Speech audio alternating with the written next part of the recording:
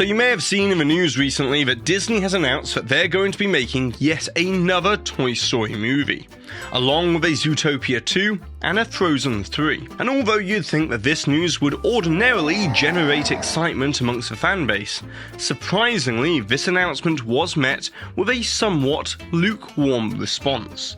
Which begs the question, can Disney continue making sequels to infinity and beyond? Or are audiences finally outgrowing their sequel strategy? And well, let's dive into all of that up next.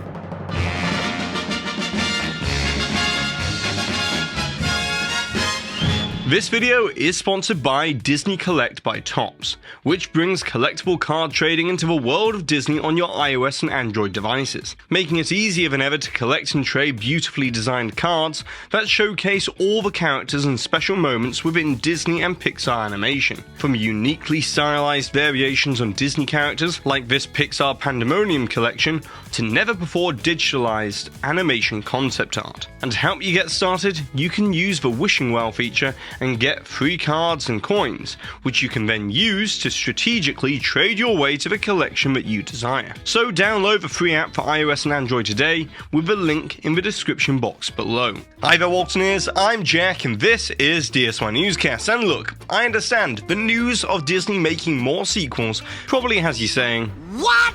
What are you talking about?" And to be honest, it had the same effect on me as well. But then it got me thinking, is there more going on here? A sort of sequel fatigue that is now setting in after Disney had such a profitable previous decade prior to the pandemic of giving us just more and more of the same.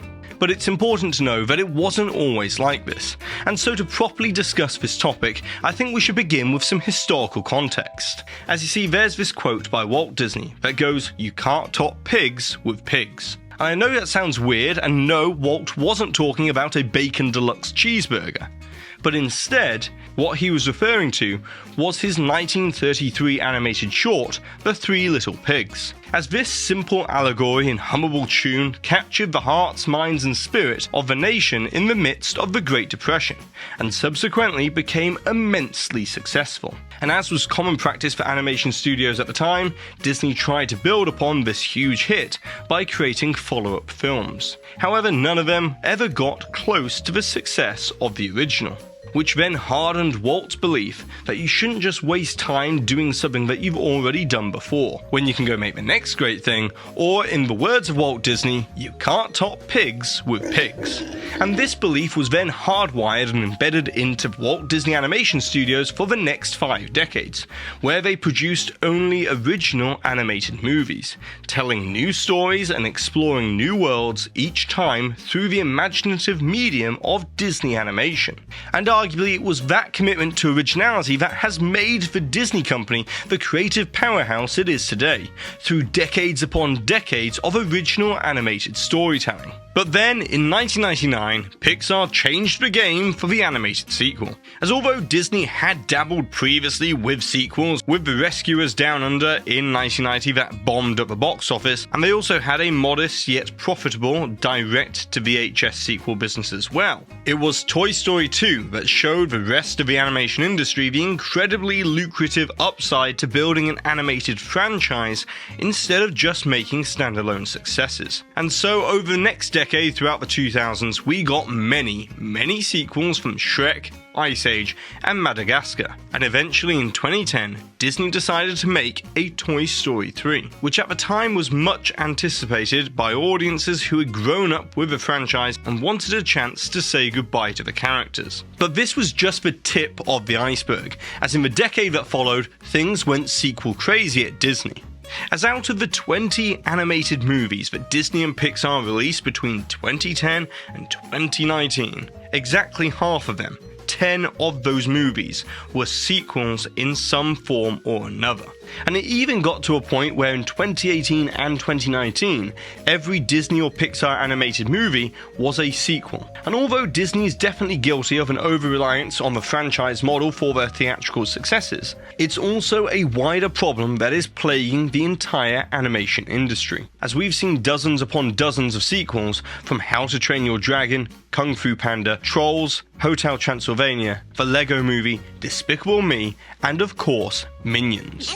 But what has surely compounded this growing sense of sequel fatigue has to be the fact that in the same exact decade, we've also seen Disney release 13 live-action remakes of classic Disney animated movies, which, looking back on it, unbelievably, 5 of those remakes came out in the year of 2019 alone, which definitely had to contribute to that feeling of burnout for the audiences. But it's not just the sheer amount of sequels and remakes that make us all collectively groan at the thought of seeing more and more of the same, but it's also the fact that movie studios have become increasingly transparent about the real motive behind making everything into a franchise, being that it's about money and not necessarily about story. As why do we need yet another Toy Story sequel when Pixar has wrapped up the franchise twice already? With the first time being what I believed was the best ending to the Toy Story franchise in 2010 with Toy Story 3, only to then have to undo that picture-perfect ending to then attempt to pull at our heartstrings once again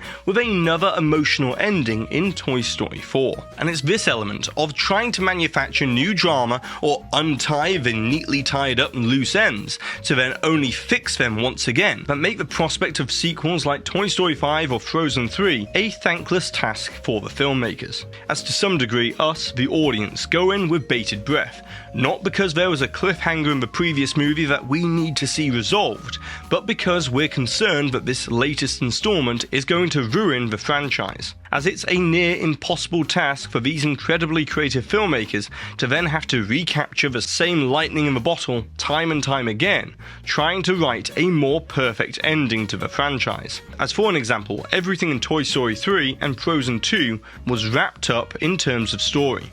But now there's going to have to be a new MacGuffin or drama created for the next movie to then revolve around. And the narrative stakes just aren't going to be nearly as high, and we're not going to be nearly as invested as we were in the original story arc. And what's probably further exacerbating this audience fatigue is that sequels expose the fundamental repetitive nature of filmmaking. As you see, there is something called the 7 stories theory, that basically explains that every story ever told can fall within only one of 7 templates, be it overcoming the monster, rags to riches, voyage and return, the quest, the comedy, the tragedy, and the rebirth. And so if we're all destined to see one of these 7 narratives played out time and time again, doing it with the same exact characters in the same exact world is going to cause this overwhelming sense of sequel fatigue. But here's the thing, as it's not like there's not more obvious ways in which franchises can be further explored and movie studios can make more easy money. As for an example, if Toy Story started to make prequels called origin stories, where they explored the individual characters' backstories, or if Disney were to create a spin-off franchise called something like A Toy Story Story, where they delved into other worlds of other toys in various environments, like Ducky and Bunny in a fairground, or antique dolls like we saw in Toy Story 4, but without having to use the same exact characters from the original movie, then I think audiences would be far more accepting of more sequels that would then expand the universe and the franchise. And even a movie like Pixar's Lightyear started on the correct path, but then unfortunately it was undermined by very weak marketing that didn't properly explain the concept, and then was poorly executed with a needlessly convoluted story about time travel. However, if it had been a mirrored story arc of Buzz Lightyear in Toy Story, where an actor goes from pretending to be an action hero called Buzz Lightyear in a movie, to then having to become the real deal because he was abducted by aliens, then it would keep the original ties to the franchise, whilst also building out the universe. But I guess the main problem that underpins this whole thing for today is that Hollywood only really measures a movie's success in its monetary return.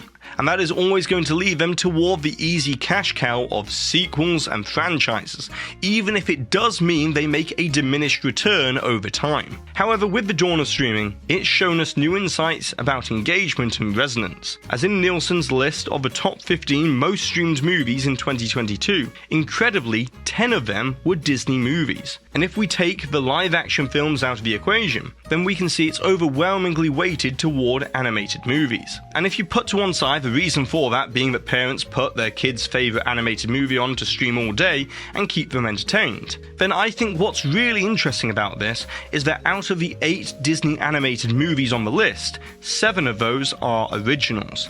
And this same pattern is also shown in the previous year, despite some new releases also coming to the platform. The original movies from 5 or 6 years ago are still showing up in the list. And I think the reason why that's the case is for the simple, indisputable fact that nothing will ever beat meeting the characters for the first time, exploring that new world, and falling in love with that story and movie. And so it's going to be a very interesting time over the next few years to watch Hollywood grapple with audiences' changing tastes and their overwhelming sense of fatigue towards the repetitive nature of sequels. And who knows, maybe the industry as a whole will learn what Walt did in the 1930s, that sometimes it's good to let something be original, as you can't top pigs with pigs. But now, it's over to you Waltineers. I would like to know, what are your thoughts and opinions about this topic today, and are you getting tired of seeing more and more of the same animated sequels, and do you feel Hollywood as a whole is overdoing the franchise formula? And if you've enjoyed this video for today, then be sure to give this video a massive thumbs up, check out the rest of the videos on the channel, and with all of that being said, I've been Jack, you've been you, and I'll see you real soon.